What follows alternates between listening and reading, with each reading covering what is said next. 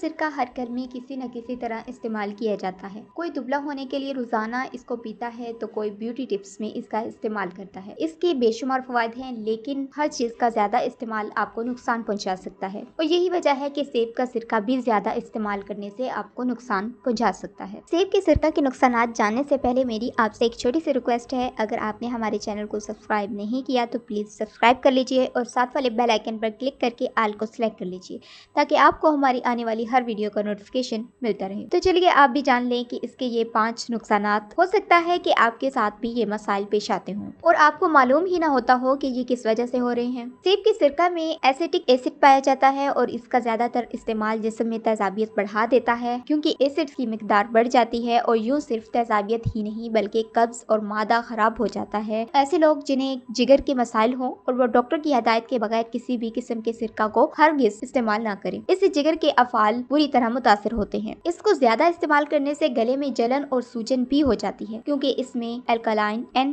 भी मौजूद होते हैं जो गले में खराश समेत मुख्तलिफ मसाइल की वजह बनते हैं। सेब के सिरका में एंटी ग्लाइसेमिक ख्वास पाए जाते हैं जो खून में जिगर को बढ़ाने का काम करते हैं, जिसकी वजह से इंसुलिन की मिकदार बढ़ने का खदशा होता है। इसलिए मुहतात रहकर इस्तेमाल करना आपकी अच्छी सेहत के लिए मुफीद है। पोटेशियम की कमी और हड्डियों की कमजोरी की बड़ी वजह सिरका का ज्यादा इस्तेमाल है। पोटेशियम की मदद से हमारे मसल्स और मुख्तलिफ अज़ा बेहतर तौर पर काम करते हैं, मगर आयंस इनकी ताकत को ज़ायल कर देते हैं। दांतों की ऊपरी सतह और अंदरूनी एनिमल शीट इसकी वजह से बुरी तरह से मुतासर होती है। ये जिस्म की pH लेवल को बढ़ा देता है, जिससे मसूड़ों और खाना चबाने का काम मुतासर होता है। जी तो व्यूअर्स, ये थी हमारी आज की वीडियो अच्छी लगी तो वीडियो को लाइक और शेयर जरूर कीजिएगा और दुआ में याद रखिएगा। अल्लाह हाफिज।